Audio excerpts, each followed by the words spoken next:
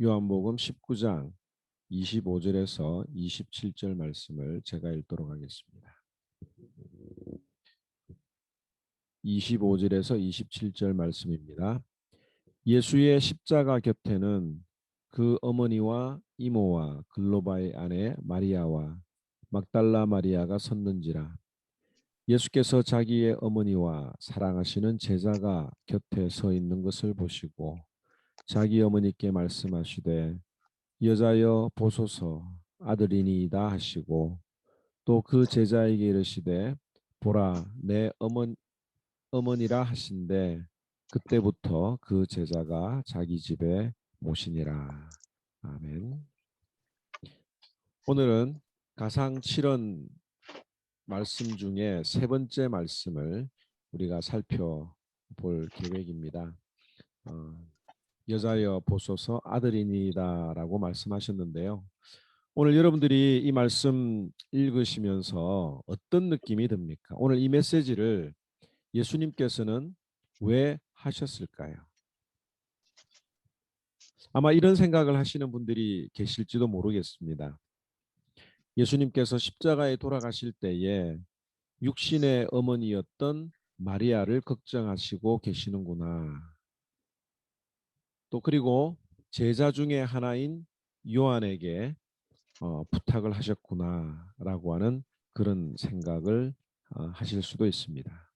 그러면서 십계명의 다섯 번째 계명이 내 부모를 공경하라고 하는 말씀인데 역시 성경은 효도를 중요하게 생각하는구나. 예수님께서도 육신의 어머니를 참 걱정하셨구나라고 생각을 하실지도 모르겠습니다.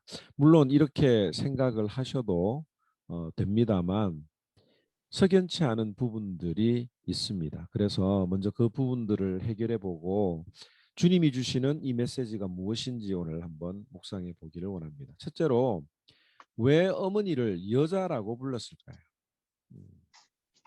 마리아는 예수님을 낳아서 길러주신 육신의 어머니입니다. 그런데 그 어머니에게 여자라고 부르는 것은 뭔가 어색하다는 느낌을 받습니다.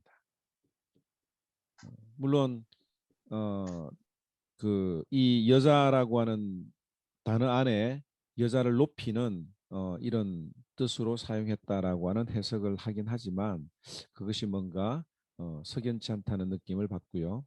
둘째로 여자여라고 부른 후에 나오는 말씀이 무엇입니까? 보소서 아들이니이다라고 했다는 점입니다. 누구라도 예수님은 마리아의 아들이라고 하는 것을 다 알고 있지 않습니까? 그런데 여자여라고 부르는 것도 이상하고 또 아들입니다라고 부르는 이렇게 말씀하시는 것도 십자가상에서 이렇게 평범한 의미로 불러주신 것은 아니지 않을까라고 하는 그런 생각을 해보게 됩니다. 먼저 이 두 번째 질문부터 한번 생각을 해보면 어, 뭐 여러 이야기들이 있지만 결론적으로 말하면 여기서 말하는 아들은 예수님이 아니라 사도 요한을 가리킵니다. 그렇기 때문에 여자여 요한을 보소서 요한이 당신의 아들입니다라고 말하는 겁니다. 그러면서 그 뒤에 이어서 제자 요한에게 말하기를 이제 마리아가 너의 어머니다라고 말씀하신 거죠. 그래서 이 마리아에게 사도 요한을 소개시켜주고 또 사도 요한에게 어, 이 마리아에 대해서 어머니라고 불러주도록 이렇게 하신 거죠. 그러면 첫 번째 질문으로 돌아가서 왜 여자라고 불렀을까요? 그 해답을 요한복음 2장에서 우리가 좀 찾을 수가 있습니다. 여러분들 예수님의 그 첫 공식 사역이 무엇이었습니까? 기억나시는 분 계시겠는데요. 가나라고 하는 곳에서 결혼잔치가 일어났을 때에 그곳에서 예수님이 공식적인 사역을 시작하셨습니다. 그런데 거기서 예수님은 마리아를 여자여라고 부르셨습니다. 요한복음 2장 4절에 보면 예수께서 이르시되 여자여 나와 무슨 상관이 있나이까 내 때가 아직 이르지 아니하였나이다라고 말하고 있죠.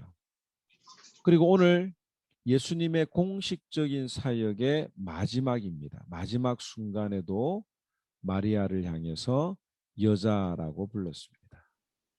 그러니까 예수님의 공적인 사역의 시작이 일어날 때에 어머니 마리아를 향해서 여자여라고 불렀고 또 예수님의 공적인 사역의 마지막인 그 십자가 상에서 어머니를 여자라고 불렀습니다. 그 이유는 예수님께서 메시아이시다라고 하는 것을 선포하신 거죠. 왜 하필 이 어머니에게 여자여라고 부르면서 주님의 그 첫 사역과 마지막 사역을 선포하셨을까? 지금 마리아의 눈에는 그 아들을 지켜보면서 어떤 마음이 들었을까요? 자식을 먼저 보내는 엄마의 마음이 얼마나 괴롭습니까?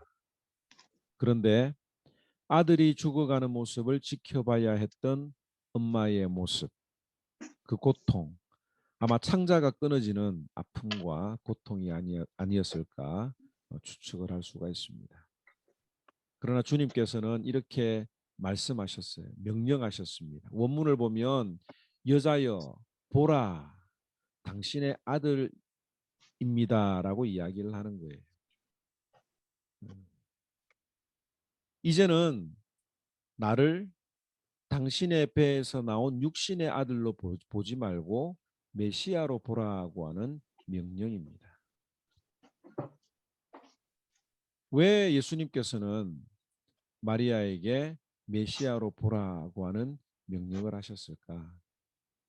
만약에 마리아가 십자가에 달린 예수를 자신의 아들로 품고 평생을 살아간다면 얼마나 그 엄마의 삶이 고통의 삶이 되겠습니까?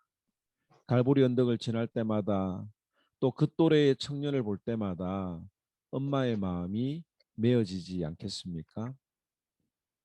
그러나 예수님은 마리아의 아들이 아니라 하나님의 아들이요 하나님이 보내주신 메시아로 오셔서 하나님의 뜻을 이루기 위하여 십자가에 못 박혀 돌아가셨다라고 하는 것을 그 엄마의 마음속에 깨닫고 있다면 그것이 얼마나 큰 위로가 되겠는가라는 생각을 해보게 됩니다.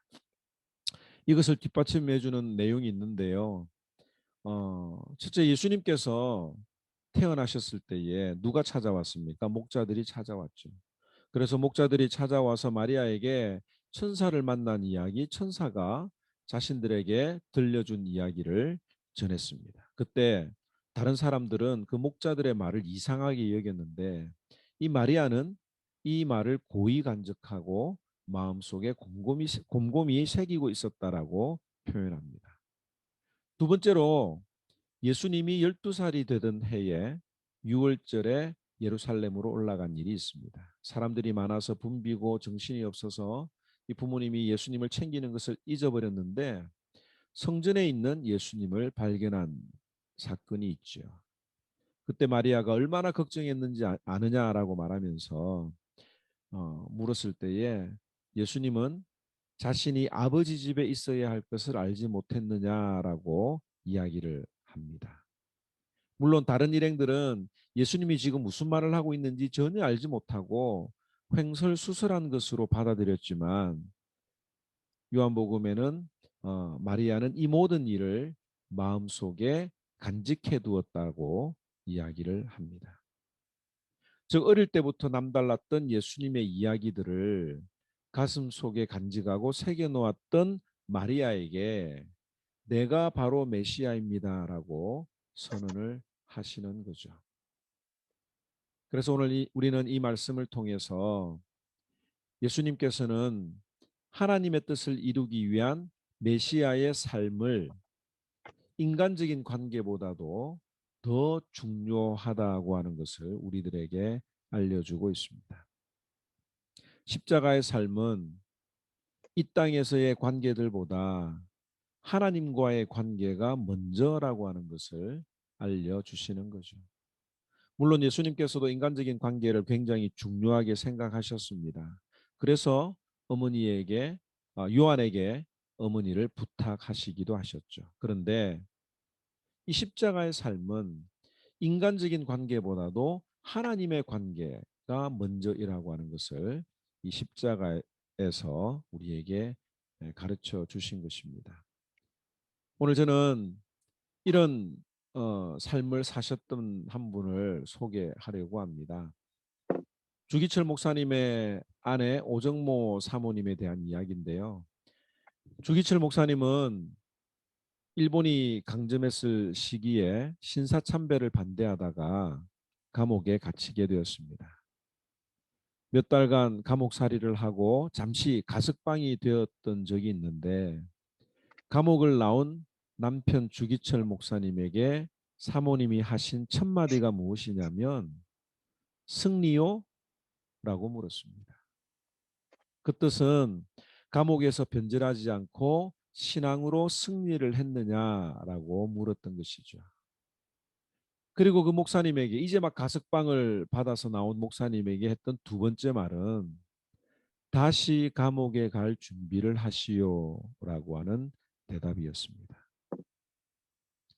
주기철 목사님이 그 마지막 감옥살이를 4년 정도 하셨을 때에 몸이 극도로 쇠약해서 일본 경찰이 사모님에게 연락을 했습니다. 그래서 주기철 목사님을 모시고 나가라고 했는데 이때 오정모 사모님은 남편이 감옥에서 순교해야 한다고 거절을 했습니다. 그리고 순교하시기 전날에 이 사모님이 주기철 목사님을 면회하러 갔는데 그때 이렇게 말씀하셨다고 합니다. 어머니와 아이들은 내가 책임질 테니까 목사님은 순교하시오. 목사님이 순교하셔야 한국 교회가 삽니다.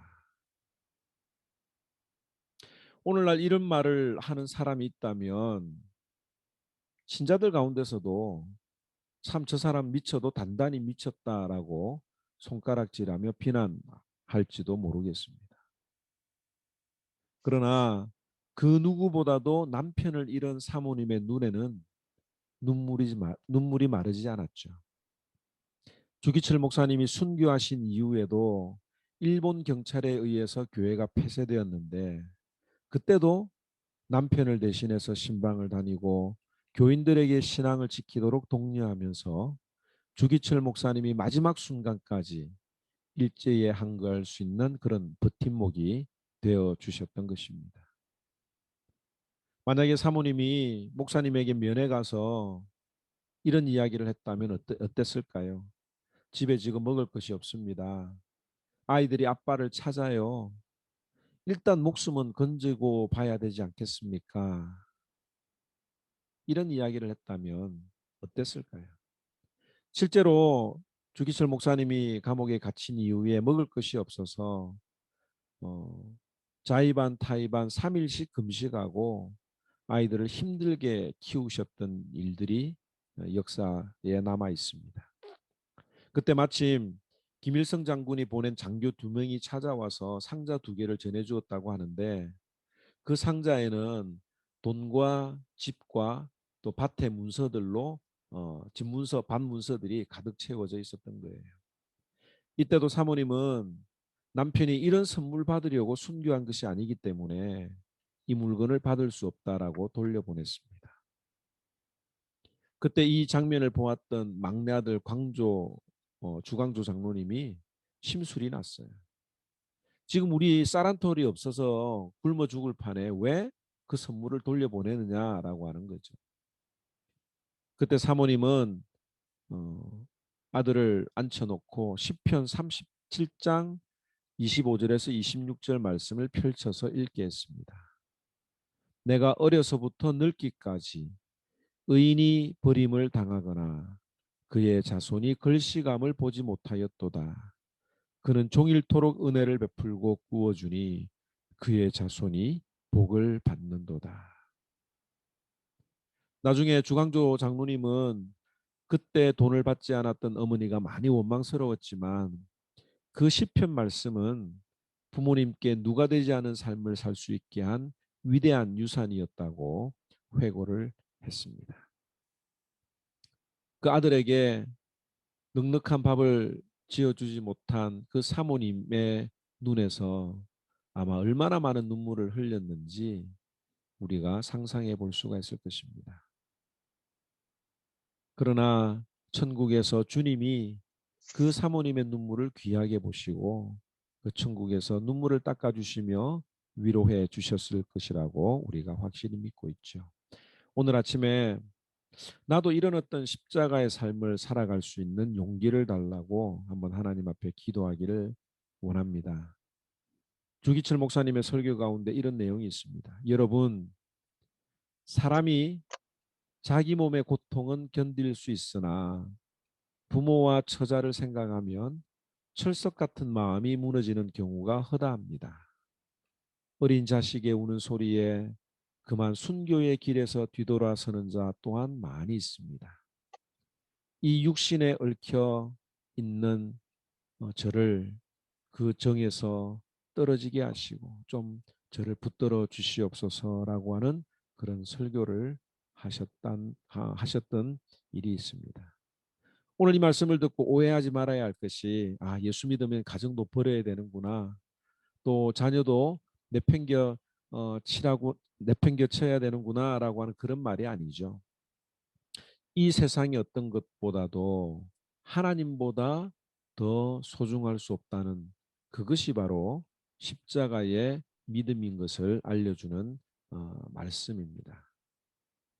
여러분들이 사진 보시는 대로 이 주기철 목사님과 오정모 사모님의 모습인데요.